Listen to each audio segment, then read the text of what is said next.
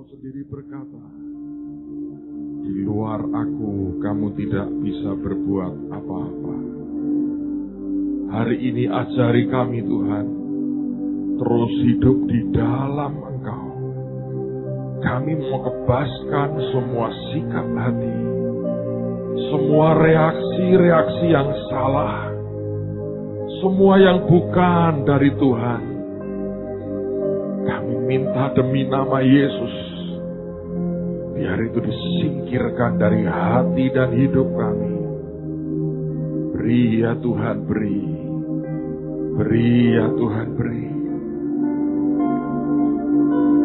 Reaksi dan sikap hati yang selalu berkenan di hadapan-Mu. Kami bersyukur atas anugerah Tuhan. Sore ini Engkau bicara Tuhan. Roh Kudus Engkau yang wahyukan semua.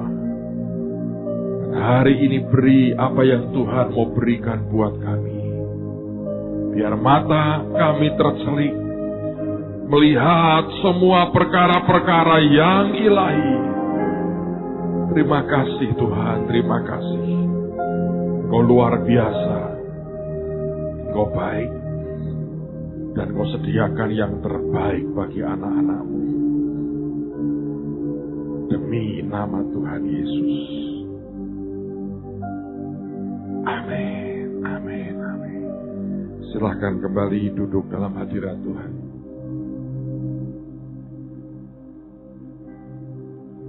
Saudara, malam hari ini ada hal yang sangat penting yang saya pikir tidak akan saya tunda sampai hari Minggu yang akan datang.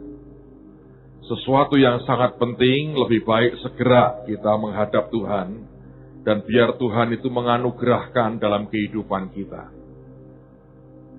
Sambil Anda kembali ke tempat dudukmu, saya ingin langsung cerita saja. Nanti kita akan lihat beberapa bagian firman. Tapi saya berharap Anda terima itu dengan kecerdasan roh ya. Semaksimal mungkin saya akan jelaskan supaya Anda bisa menangkap dengan lebih simpel. Tapi sebetulnya apa yang Tuhan mau berikan buat kita hari ini itu luar biasa. Saya mau bicara dengan semua saudara yang mengikuti akan kebaktian kita lewat handphone, atau lewat internet, atau lewat radio. Di tempat di mana saudara berada hari ini, mari punya sikap hati yang mengingini apa yang Tuhan mau beri. Sebetulnya bermula dari acara kita di akhir tahun yang lalu. Pada waktu kita acara, dan pada waktu itu selesai tanggal 29 kalau tidak salah, dan tanggal itu kami hamba-hamba Tuhan berdoa, kami hadapkan semua ke Tuhan. Dan pada waktu kami berdoa itulah, Tuhan berkata begini, sebenarnya selama ini, kalian itu menyelesaikan tugas, itu tidak bisa dikatakan lulus, tapi sekedar lolos.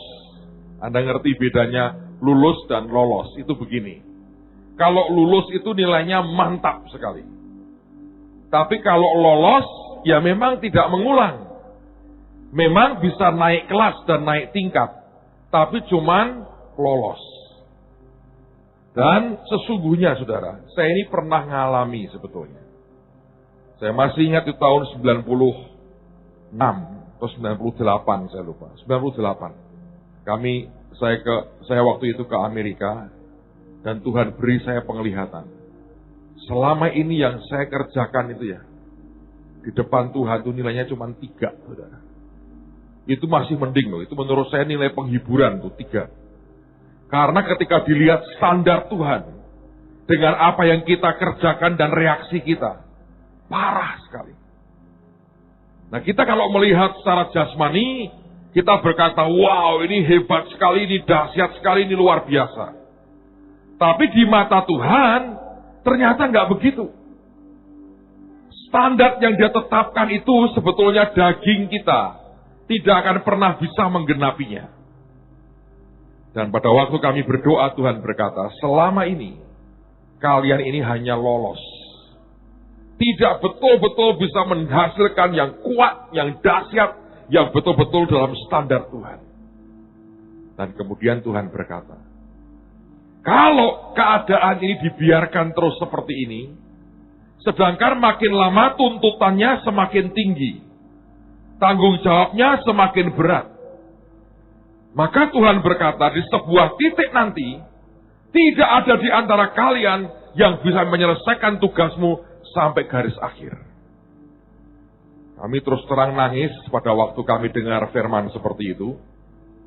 Karena sebetulnya Anda harus mengerti konsekuensinya.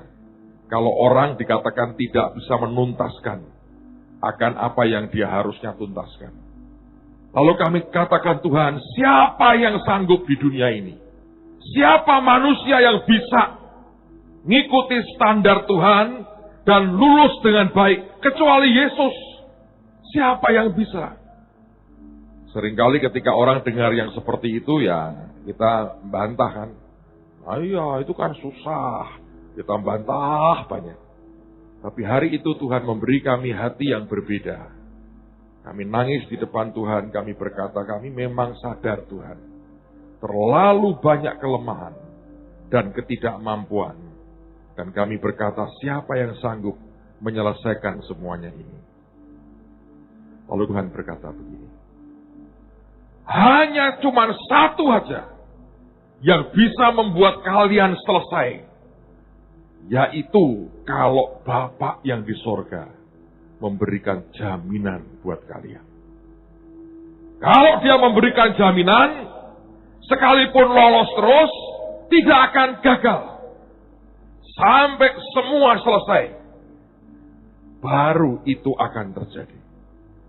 Lalu kami sembahyang, kami nangis, kami berkata, Tuhan, Bapak, beri kami jaminan itu. Ini bukan jaminan keselamatan, jangan salah ngerti saudara ya. Ini jaminan untuk menyelesaikan tugas sampai garis akhir. Jaminan untuk sampai di ujung sana, ujungnya kita bisa berkata, aku selesaikan bagianku. Dan Tuhan disukakan.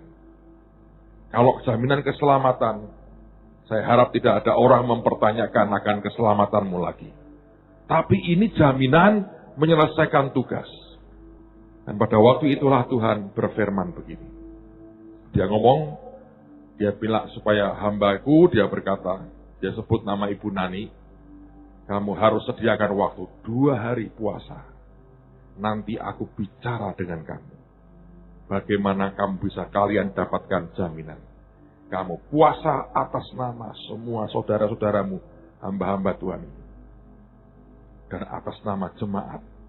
Dan orang-orang yang selama ini ada bersama dengan kalian. Dan sudah hari itu kami selesai. Dan masing-masing pulang ke kotanya, kita mendoakan Ibu Nani. Dan kita mengatakan selamat bertugas. Tolong jangan sampai gagal. Kita berkata, Ibu Nani seperti Ratu Esther menghadap raja, pokoknya minta supaya tongkat diulurkan, dan semua kita tertolong. Dia nunggu berhari-hari, dan tidak ada instruksi lebih jauh. Sampai satu hari, beliau cerita kalau tidak salah itu hari Senin. Mendadak pagi-pagi Tuhan berkata, puasa kamu hari ini. 2 hari puasa ngadep aku. Dia kaget, dia berkata, wah kok mendadak. Tapi dia kerjakan. Hari itu dia puasa. Saudara, ketika beliau puasa, hari pertama dia berkata begini. Semuanya beratnya luar biasa. Tidak ada suara Tuhan. Tidak didatangi Tuhan. Tidak ada firman Tuhan. Aku berdoa, baca Alkitab, aku tunggu. Bahkan seakan-akan dilirik Tuhan pun tidak. Sepanjang hari bergumul, tanya Tuhan, maumu apa? Tidak ada jawaban. Saking beratnya, ketiduran, bangun lagi, doa lagi. Sepanjang hari, tidak ada apa-apa.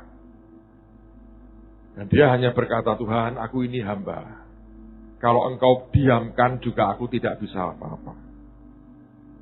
Lalu kemudian hari berikutnya pagi-pagi, ini menarik sekali. Pagi-pagi, dia baru bangun pagi. Tuhan berkata begini. Mandi. Ganti pakaian yang baik. Dandan. Ngadep aku. Bayangin, siapa di sini yang kalau berdoa ngadep Tuhan, Anda mandi dulu, rapi dulu, gosok gigi dulu. Siapa coba? Ada? Ini mempelai-mempelai ini gawat ini. Datang dengan mulut tidak digosok giginya, rambut masih kacau balau, ngaku mempelai, saudara. Dan berharap raja tertarik dengan mempelainya. Wah. Tapi ini aneh. Tuhan berkata, mandi dulu. Dan memang beliau itu begitu kok dengan Tuhan. Kalau ngadep Tuhan itu gak sembarangan. Gak dasteran gitu, gak pakai pakaian rapi. Rambutnya ditata dulu, baru ngadep Tuhan. Ini ada satu anak Tuhan, bukan jemaat, tapi teman baik saya.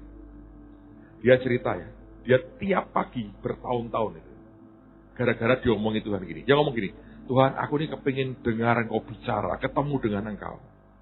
Dan Tuhan berkata, kamu mau ketemu aku? Alkitab yang kau pegang itu suaraku. Kamu baca Alkitab, kamu ketemu aku.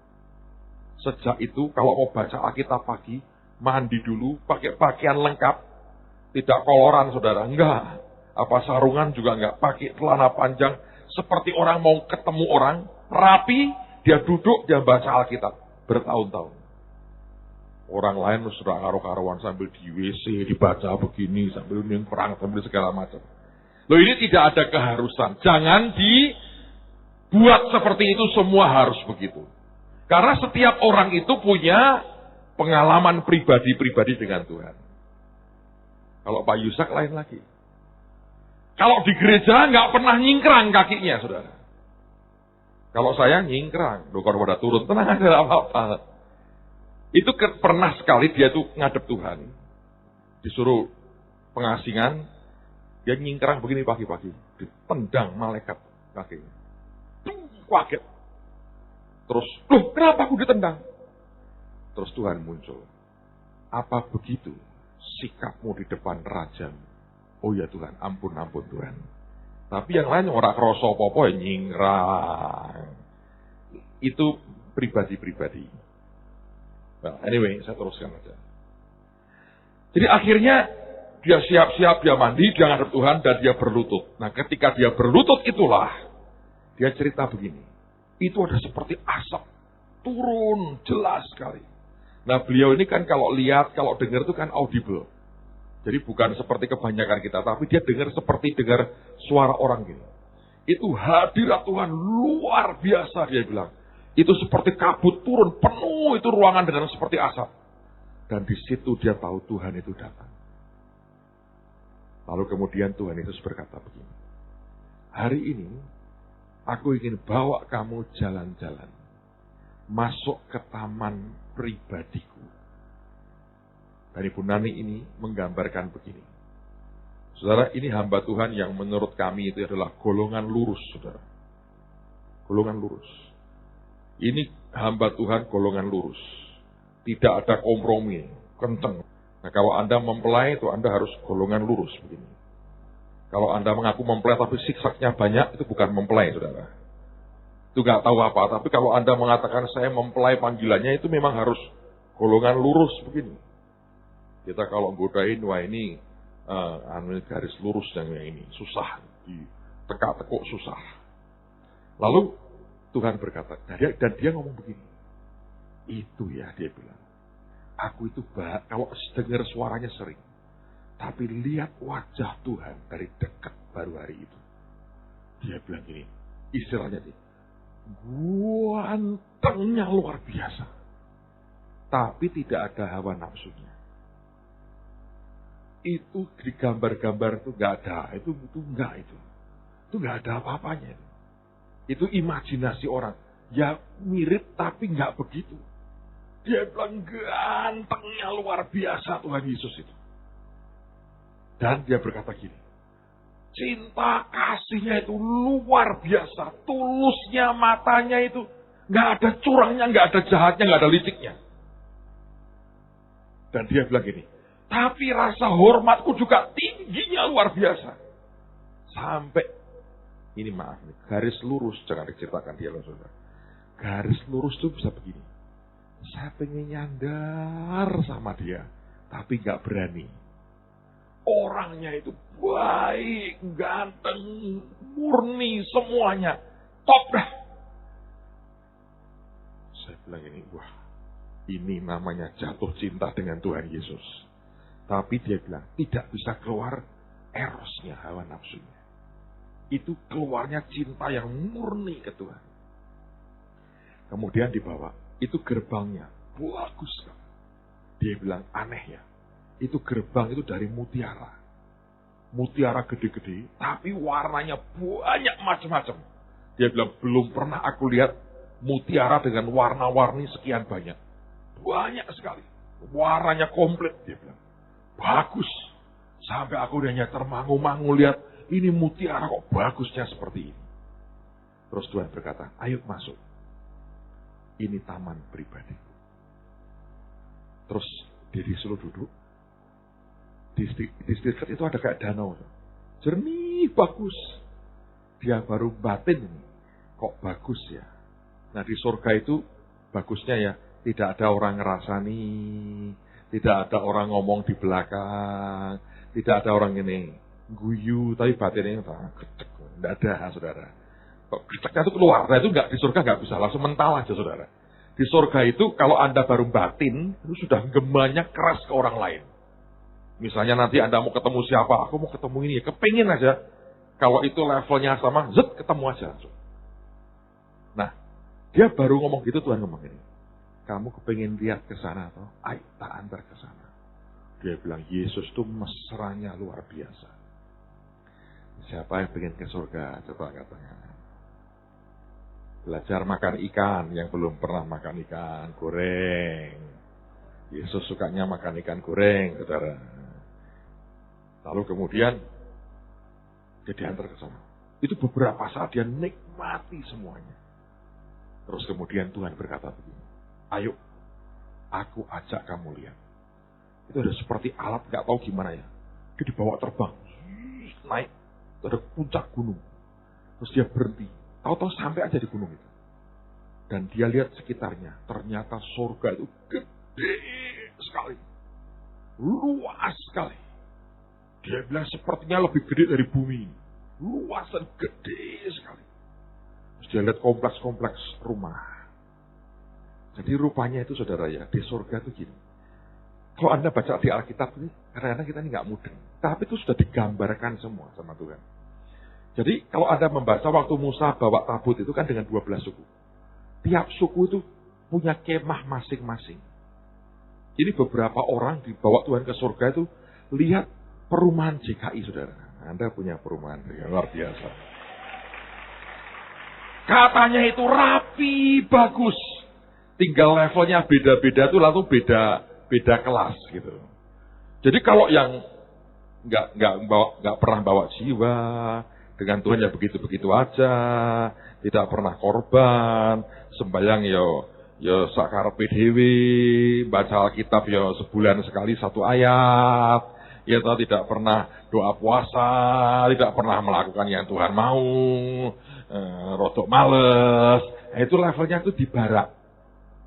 Los-losan begitu, ya toh, ada ranjang-ranjangi. Nah, kalau mau gitu boleh, pokoknya hidup santai, mati mlebu swarga, sudah gitu toh itu ada, saudara. Ada. Itu bahkan enggak punya kamar sendiri, enggak punya.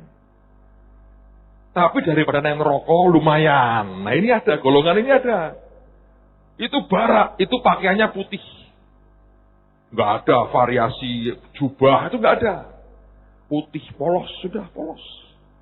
Nanti kalau saudara itu makin naik, makin banyak yang kau lakukan untuk Tuhan, itu nanti ada yang dapat kamar, dapat rumahnya dari kecil sampai gede, sampai istana gede itu ada.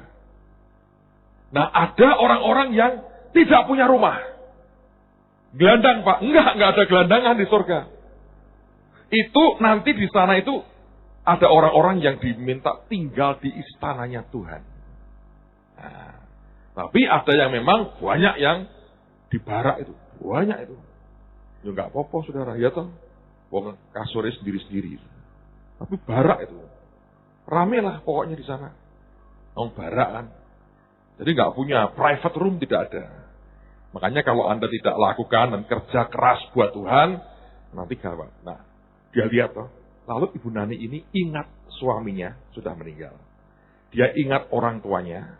Dia ingat kakaknya, dia ingat kakak iparnya. 5 orang dia ingat. Kemudian dia itu ngomong begini, Tuhan, aku boleh nggak ketemu suamiku? Enggak, pertama ngomong gini, Tuhan, aku boleh nggak lihat rumahku? Tuhan bilang, percuma, belum jadi. Nggak boleh. Jadi banyak permintaan beliau yang ditolak sama Tuhan. Mau lihat rumah, nggak boleh. Rumahmu belum jadi. Tapi belakangan kami ini waktu doa ngerti. Kita bilang gini, Bu Nani, kalau Ibu Nani itu lihat rumahnya, pasti nanti ikut-ikutan Pak Yusak, segera ingin pulang. Iya toh? Jadi nggak pernah dikasih lihat. Tuhan dia bilang, belum jadi. Terus dia ngomong lagi, Tuhan, aku pengen ketemu suamiku. Tidak boleh. Nanti juga sama, nggak mau pulang. Tapi kalau aku lihat, boleh nggak Tuhan? Boleh.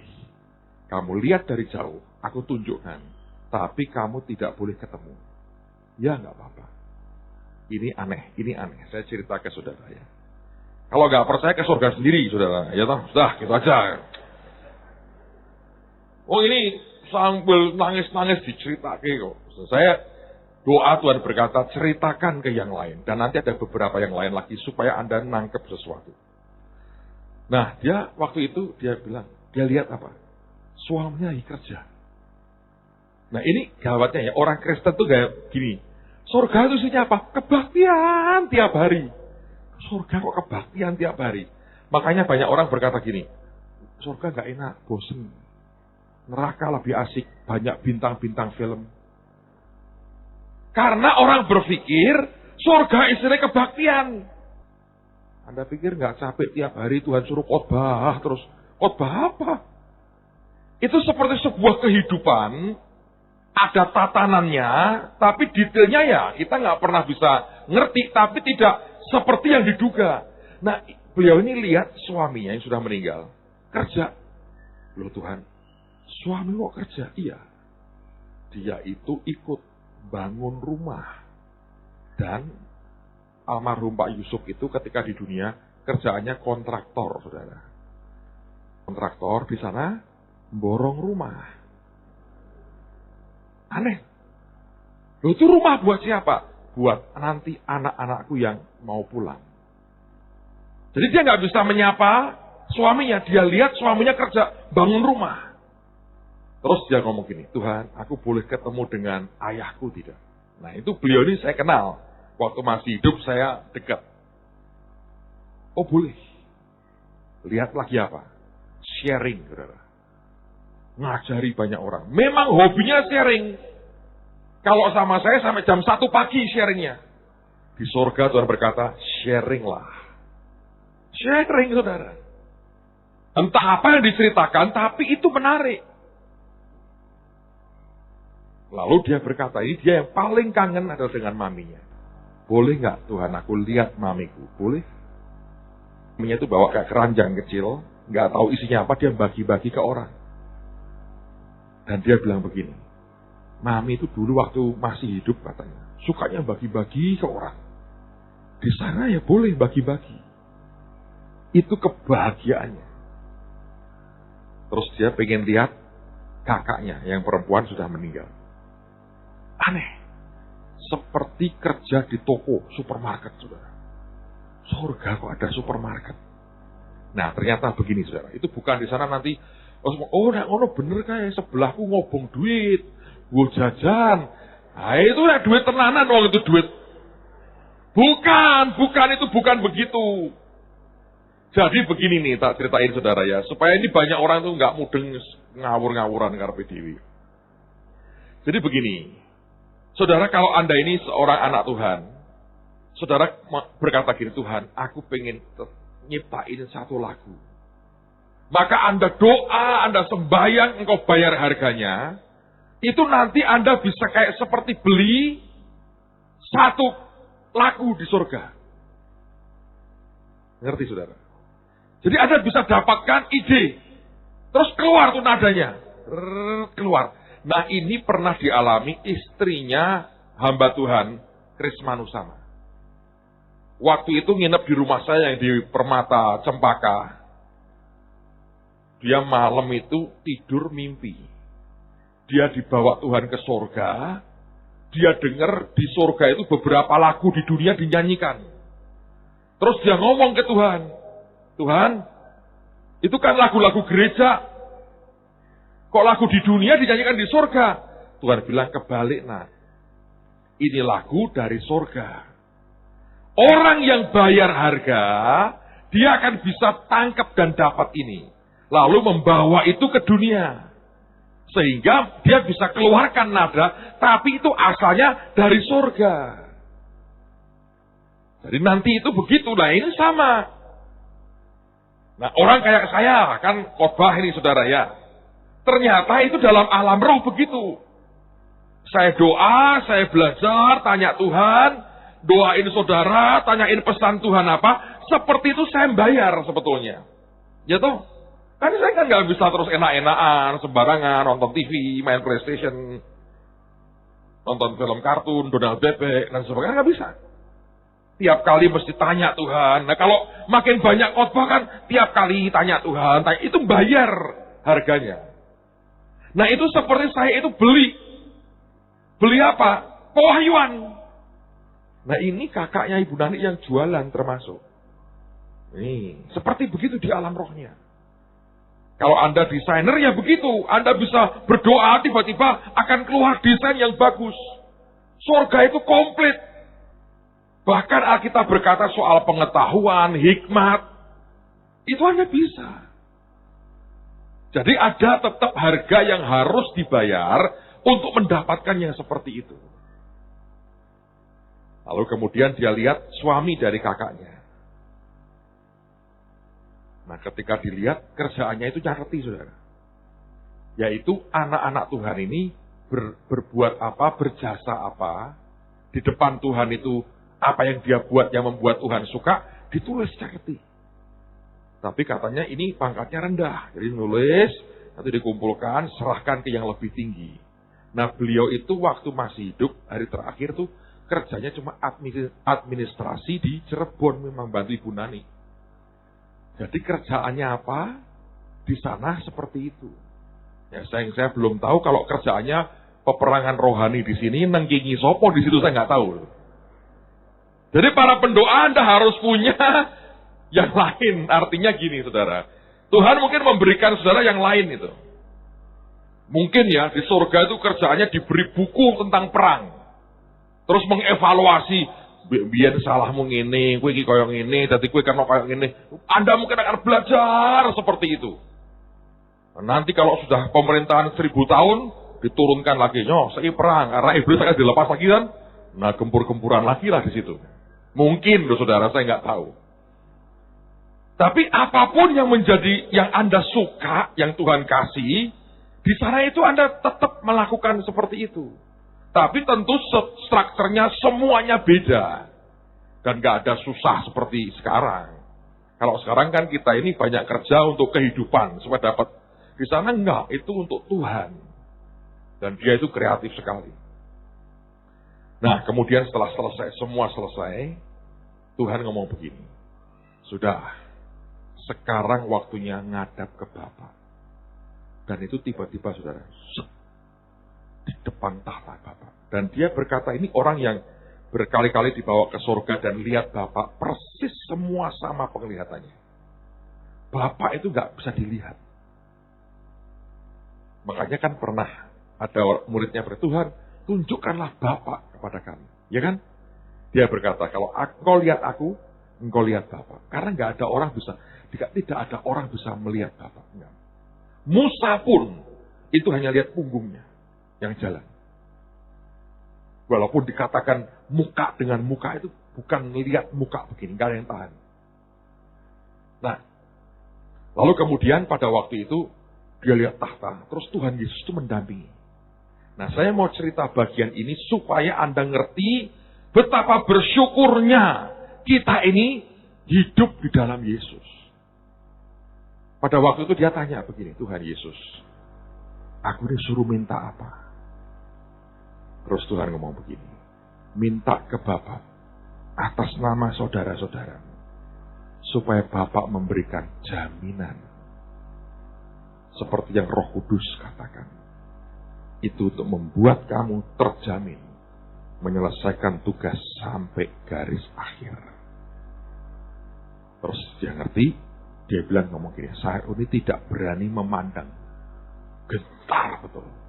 Itu wibawa ilahinya tuh kuatnya luar biasa. Nah, sebelum menghadap itu dia dimasukin sesuatu oleh Tuhan di sini. Di dahinya. 2, 1 bisa ngerti hati Tuhan. Dan yang kedua itu pengertian, hikmat. Masuk. Terus dia ngadep Bapak, dia ngomong begini, Bapak, aku ini mewakili saudara-saudaraku yang lain. Kami dapat pesan firman dari Roh Kudus untuk minta kepadamu jaminan buat kami menyelesaikan tugas sampai garis akhir. Dan tiba-tiba ada sinar dari atas turun. Seperti dia bisa nangkep omongannya Bapak. Dan Bapak itu ngomongnya begini, saudara. Yang bisa menerima ini hanya anak domba. Itu kayak gulungan turun. Turun itu. Tidak diberikan Ibu Nani, diberikannya ke Yesus, saudara. Pegang oleh Yesus. Bapak bilang, yang bisa menerima ini hanya anak domba. Nah, saudara harus mengerti ya. Kita ini ngadep Bapak aja. Tanpa Yesus tidak bisa. Yang membuat kita bisa oleh karena yang dikerjakan Yesus. Dia akan mati buat kita. Sehingga kita di dalam Dia. Bapak lihat kita itu lihat Yesus. Loh, yang mintakan Ibu Nani. Tapi jawabannya Yesus. Nah, bayangkan kalau orang tidak punya Yesus. Siapa yang jadi perantaranya? Makanya setiap kali saudara berdoa nih ya, dalam nama Tuhan Yesus. Seperti kau berkata, Bapak, aku ini di dalam Dia loh. Itu membuat kita terima perkenanan Tuhan, sehingga Dia menjawab dan memberkati kita. Makanya itu sebetulnya ajaib sekali. Cuma karena kita kan terbiasa ya dengan kalimat itu. Dan tidak ngalami yang seperti itu. Jadi itu gulungan itu. Jaminan itu isinya. Itu sampai ke tangan Yesus.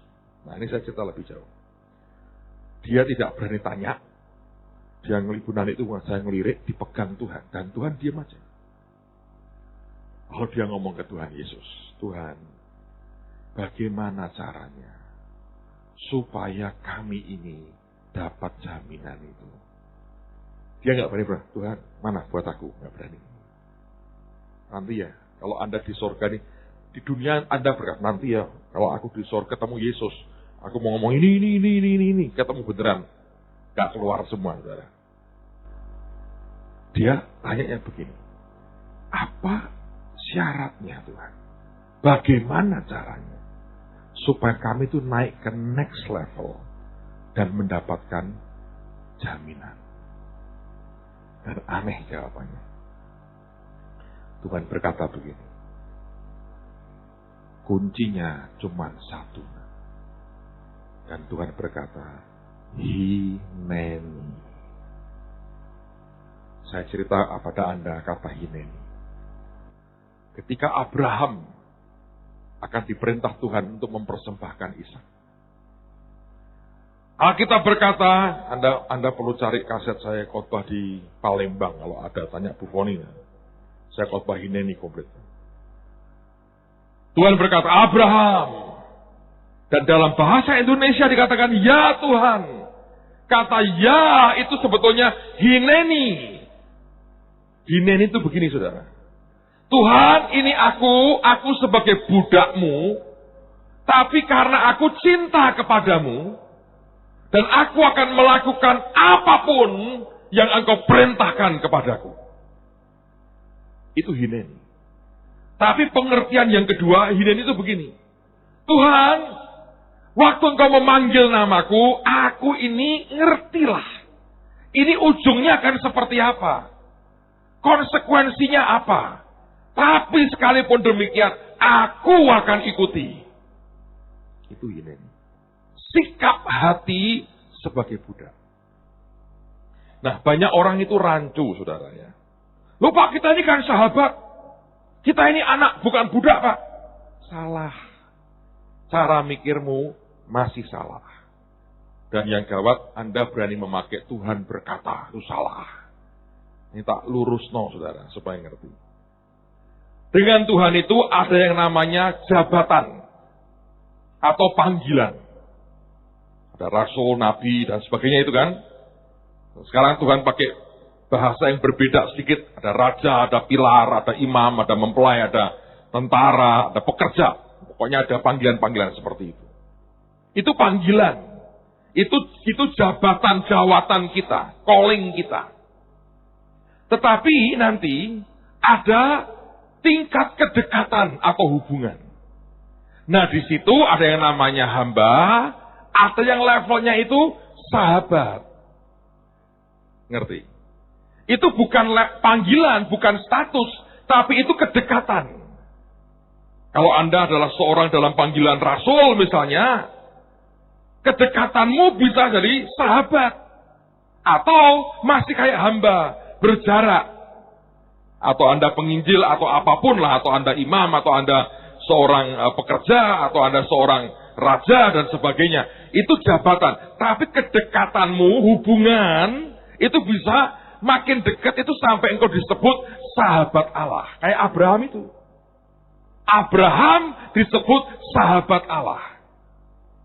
Nah, tetapi sikap hati kita harus sikap hati seorang budak. Sikap hati loh. Oh enggak Pak, saya sahabat, terus petentang sama Tuhan. Dia omongin, nak kamu gini, yo jangan to yo, rasa aku to, wong liya wae. Kurang ajar jenenge saudara. Sekalipun hubunganmu sangat dekat seperti sahabat, tapi kita harus sadar kita ini ciptaan. Nangkep saudara. Jadi ada jawatan, calling, ada juga namanya level hubungan, kedekatan, keintiman, ada yang namanya kemudian sikap hati. Nah, sikap hati itu harus merendah terus. Lah kok gitu Pak? Lihat Alkitab, 24 tua-tua. Itu masing-masing punya mahkota. Tidak ada yang kemudian membusungkan dada berkata, kita nih bagian nih 24 tua-tua, lihat mahkota kita keren kan? Enggak. Sikap hatinya di depan Tuhan, lempar mahkota. Jadi jangan kacau soal ini. Terus berkata, Tuhan berkata pada saya, Pak, itu bukan karena Anda kacau, nah, terus pakai nama Tuhan, mesake Tuhan dibawa-bawa, saudara. Karena pengertian kita. Dan Tuhan berkata, hineni. Artinya apa? Bahwa kalau engkau mau dapat jaminan Tuhan, sikap hatimu itu harus sikap hati seorang budak. Tapi bukan terpaksa. Budak karena engkau cinta Tuhan. Di perjanjian lama itu ditindik telinganya. Terus jangan ikut-ikutan semua laki-laki nindik gitu. Nggak usah saudara. Nanti tak dikira tambah orang karo-karuan, orang ngomongin apa. Saya mau, kalau mau ikut cara perjanjian lama nindiknya. Jadi gini, dibawa ke daun pintu, dipaku jebret begitu. Nah, itu kalau mau Alkitabiah. Makanya saya ngomong begini itu karena nanti ada orang pasti itu iseng. Nindik ini nih katanya. Nah itu kurang sah. Harusnya dibawa ke pintu sini, diambil ke paku, dibolong dan di depan umum. Enggak dibius Pak, enggak, ben ngerasake. Bengkak sampai kewer-kewer begitu. Nah, hineni lah katanya. Nanti kan malah bukan hineni. Muring-muring malahan saudara. Ya, itu bukan, jadi ini sikap hatimu. Sikap hati. Loh, Abraham itu dipanggil, disebut sahabat Allah loh. Tapi dia membahasakan dirinya apa? Aku ini budakmu. Tapi karena aku cinta, bukan karena terpaksa. Aku ngerti Tuhan, panggilan itu artinya apa? Sesuatu yang mungkin berat harus tak lewati. Tapi sekalipun demikian, aku akan ikuti engkau. Dan itu yang Tuhan mau. Lalu kemudian Tuhan berkata begini, kamu pulang nanti akan ada waktunya. Dan ini akan aku berikan ke hambaku Yusak dan kepada kalian semua pada waktunya. Suruh pulang, pulangkan saudara. Dan beliau cerita, dia mulai ngalami didatangi Tuhan di bawah itu jam 5 pagi. Dia balik, dia buka mata selesai setengah 11. 5 jam setengah. Bayangin 5 jam setengah, saya ceritakan ke saudara baru 40 menit. Bayangin saya bisa ngeringkes 40 menit cerita pengalaman 5 jam setengah. Tapi ini yang terjadi. Nah, pada waktu acara di Temanggung itu selesai, besok paginya kami kumpul lagi jam 6 pagi. Kami doa. Doa, kita bicara, kita bahas banyak hal, kemudian kita berdoa, dan kemudian Ibu Nani cerita tadi. Dan kemudian tiba-tiba tuh hadirat Tuhan turun lagi. Dan dia berkata, Tuhan berkata, sekarang waktunya aku akan berikan jaminan kepada kalian. Nah, hari itu kami ini tersungkur semua, telungkup tersungkur. Lalu kemudian hadirat Tuhan kuat sekali. Tuhan berkata, semua berlutut dengan sikap seperti seorang kesatria atau raja mau terima sesuatu dari raja di atas segala raja. Terus Tuhan panggil kami bertiga. Yang pertama itu Pak Yusak, terus didampingi saya dengan Pak Daniel. Saya yakin ini gambaran di perjanjian lama ya. Imam, raja, dan nabi itu kan saudara. Dan terus yang lain juga. Dan Tuhan hadir kuat sekali. Dia berikan akan gulungan itu. Dia berkata, buka mulutmu. Itu saya pernah ngalami tahun 98. Dan dimasukkan gulungan itu di mulut kami. Tuhan berkata, hari ini kamu terima jaminan. Dan itu ada tulisannya, saudara. Everlasting. Bu Nanik nggak ngerti tadinya artinya apa. Dia tanya sama saya belakangan, Pak, apa arti everlasting? Itu artinya kekal. Dia nangis. Itu yang Tuhan dari Bapa berikan. Dan Tuhan berkata, aku beri kamu jaminan everlasting. Rupanya jaminan Tuhan itu ada 3 macam. Satu yang bersyarat. Ya, yang bersyarat. Kalau kamu begini, kamu akan begini. Kamu begini, kamu begini. Yang kedua itu ada jangka waktunya. Tapi yang ketiga, everlasting. Dan itu yang Tuhan beri. Nah, saya mau cerita kepada saudara apa adanya. Saya tidak mau tutupi beberapa hal. Supaya semua kita mulai belajar. Pada waktu kami mengalami itu, kami mengalami mirip yang dialami oleh Petrus, Yohanes, dan Yakobus di Gunung Tabor. Ada Tuhan. Dia lihat Musa dan dia lihat Elia. Aneh sekali. Pada waktu kami mengalami hadirat Tuhan itu ya. Dan Tuhan di depan kuat sekali. Beberapa orang kudus itu muncul. Persis pengalaman Gunung Tabor. Daud itu datang bawa tanduk dari domba diisi minyak. Dan dia berkata, engkau diurapi Tuhanmu hari ini. Itu kepala seperti dicurai minyak. Ada satu orang kelihatan tua sekali, tapi wajahnya itu seger. Dan langsung dia bilang, aku ini Kaleb. Dia ngomong ke Pak Yusak, Tuhan memberikan kamu kekuatan seperti dia memberikan kekuatan kepada kamu akan selesaikan tugasmu sampai selesai. Macam-macam tuh. Kita lihat malaikat gede datang, bawa macam-macam senjata. Mikael ternyata. Tapi yang paling menarik, ini aneh sekali. Kalau saudara tidak mengalami, tidak akan percaya. Ibu Iin itu punya anak 3 sebetulnya. Yang terakhir itu yang meninggal. Di kandungan kena virus dari tempat sampah, sempat lahir, terus meninggal. Nah ini anak. Di surga itu makin gede. Kalau saudara pernah punya anak yang gugur, itu nggak mati. Itu di surga itu ada. Dan nanti diajari berkembang, tambah lama tambah gede. Nah, ada yang seperti itu, matinya karena kena virus, tapi itu kan karena akibat pelayanan. Oleh Tuhan, dianggap itu martir. Karena dia mati di dalam karena pelayanan. Nah, itu datang ya, muncul. Dia seperti ngomong begini. Tetap punya hati seperti anak-anak. Yang tetap mau belajar dan diajar. Dan polos dan rendah hati di depan Tuhan. Kaget. Mamanya nangis, saudara. Karena dia bilang itu sudah kesekian kalinya dia lihat. Dan anak itu makin gede, makin gede, makin gede. Kalau Anda membaca di banyak cerita, kesaksian, buku-buku orang yang dibawa ke surga, itu ketemu anaknya itu sudah gede. Jadi di surga itu dinamisnya luar biasa. Nah, hari itu kami berdoa, kami mengucap syukur, dan semuanya selesai dalam anugerah luar biasa. Dan yang ajaib saudara sekalian, ini luar biasa. Tuhan berkata begini. Itu pada waktu kami terima itu ya. Tunggu, bentar. Jadi pada waktu sebelum Tuhan datang itu kita dengar suara sangakala. Shofar itu 12 kali. Dengan nada yang berbeda-beda. Terus Tuhan itu bawa seperti lempengan-lempengan emas itu. Itu ditaruh di pundak, di dada, di kaki, dan di alas kaki sepatu. 12 jumlahnya. Serba 12. Dan Tuhan ngomong ke Pak Yusuf, kamu harus keliling di 12 titik di Indonesia. Patok sebagai satu tanda. Ini sah milik Tuhan. 12. Jadi 12.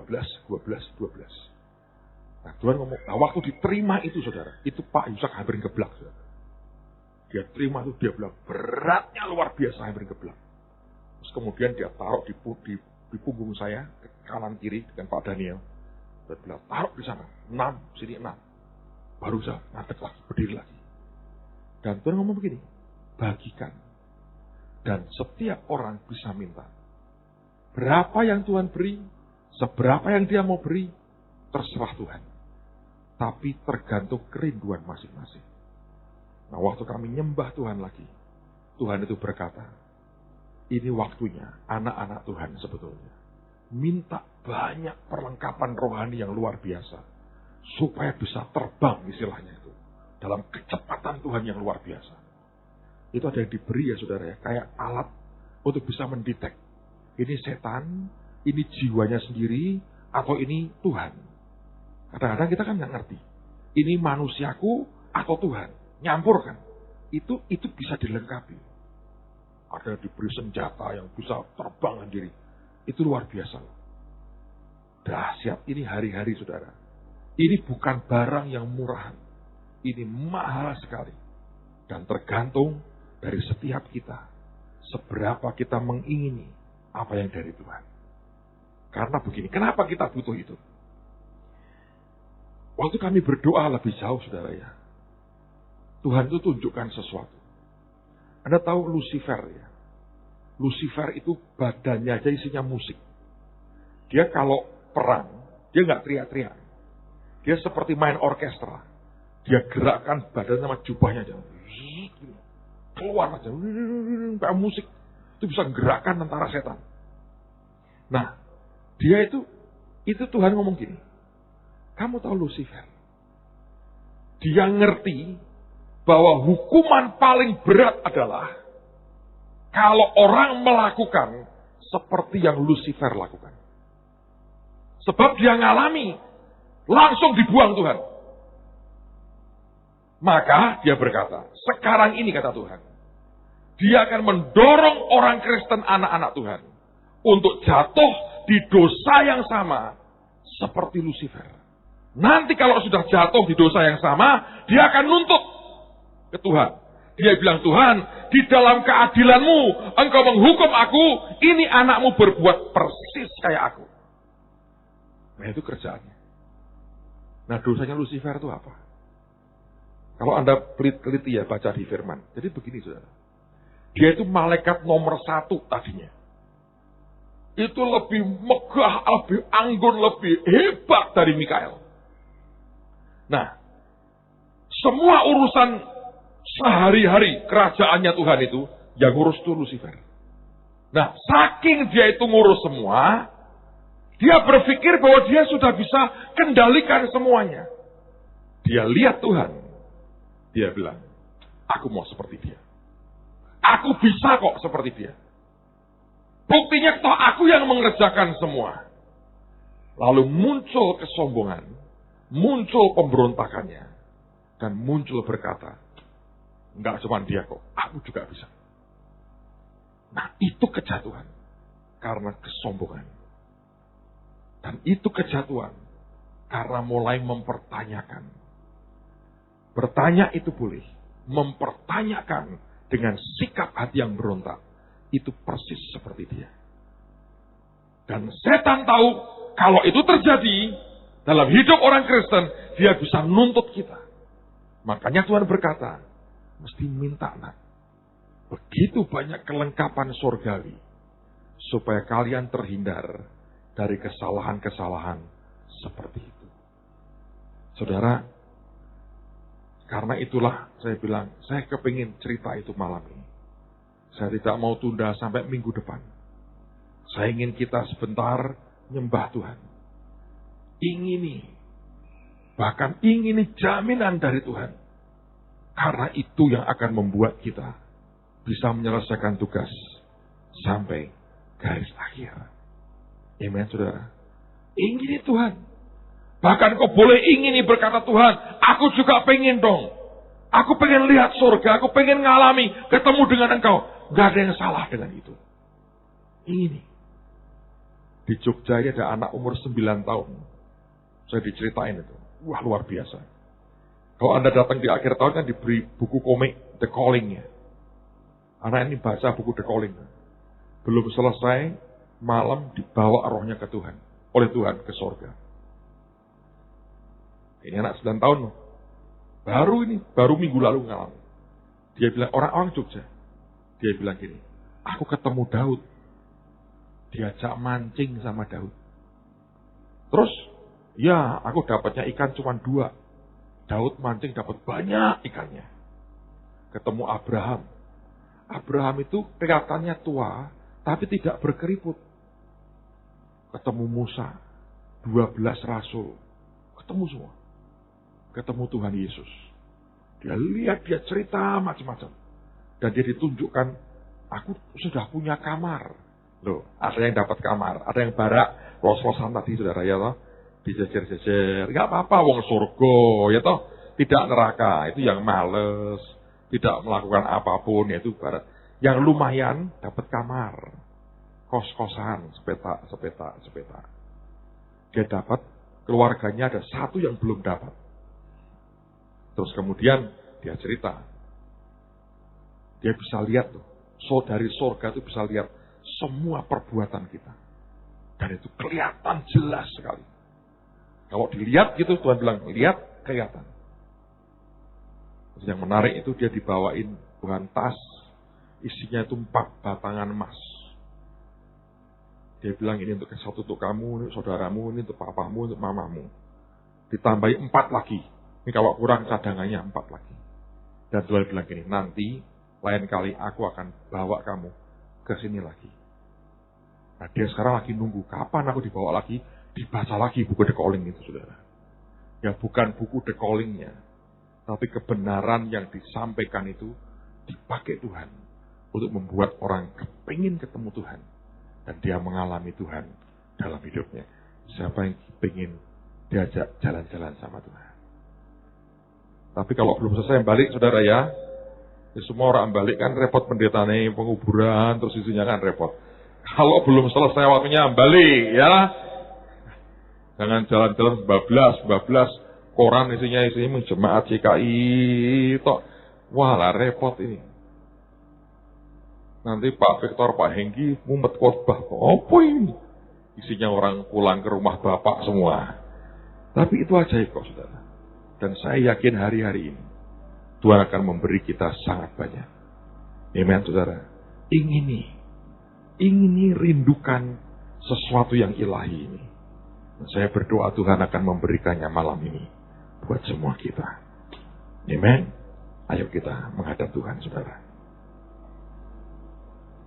Tuhan, ku berikan semuanya. Kiamataku shikini katara matake. Kiashotokoro shikiana katakana. Kiamakatu shotokoro baka ini. Ingini aja saudara. Selebihnya dia akan tahu apa yang akan dilakukannya. Pada saat engkau mengingini, sesuatu akan terjadi dalam hidupmu hari ini. Kiana kata syetekiri makayata santaka. Kau yang di rumah dan dimanapun kau berada yang bisa ikut akan ibadah ini, ingini di tempatmu masing-masing ada Tuhan yang sangat dekat dengan engkau. Kiara batashi kiara kana kata sukoroshi. Kiana ratasi kara makayara nama. Kiara hasukoroshi kita kaya mati kara nama tukushi. Kiana hase karata sakara nama kayane taranama. Engkau tidak akan terima yang dari manusia, engkau akan terima yang dari Tuhan. Kalau engkau berkata, Tuhan, aku juga ingin jaminan itu. Sembahyang minta. Kalau engkau sadar hidupmu kurang dilengkapi dengan banyak hal, engkau bisa teriak, engkau bisa minta, berikan Tuhan kelengkapan-kelengkapan itu. Buat supaya rohku, hidupku bisa terbang bersama dengan Tuhan. Kalau engkau punya kecenderungan hati seperti Lucifer tadi, minta dicabut oleh Tuhan. Seringkali itu awalnya dari kecewa, dari marah, dari dendam, dari sakit hati. Dan kita mulai mempertanyakan segala sesuatunya. Minta Tuhan cabut dari hidupku. Kalau Anda berkata, Tuhan, beri aku kelengkapan senjata yang bisa membuat aku berperang dengan baik. Minta ke Tuhan hari ini biar dia turunkan. Ada orang-orang yang diberi Tuhan seperti kitab-kitab atau gulungan itu hikmat dan pengertian dari Tuhan. Ada orang-orang yang diberi kemampuan seperti pedang yang di Ibrani bisa membedakan antara jiwa dan roh. Setiap kali engkau bertemu dengan orang atau keadaan, engkau bisa tahu itu dari roh Tuhan atau dari manusianya. Ada orang-orang yang dilengkapi, dilingkupi Tuhan dengan kekudusan. Kalau engkau sadar hidupmu begitu banyak kelemahan, minta Tuhan cabut dan ganti dan lengkapi aku. Selubungi dan terus berkata, biar darahmu yang terus selubungi hidupku. Bersyukur kita punya Tuhan Yesus yang luar biasa. Ngadep ke Bapa dalam nama Tuhan Yesus. Ngadep ke Bapa dalam nama Tuhan Yesus.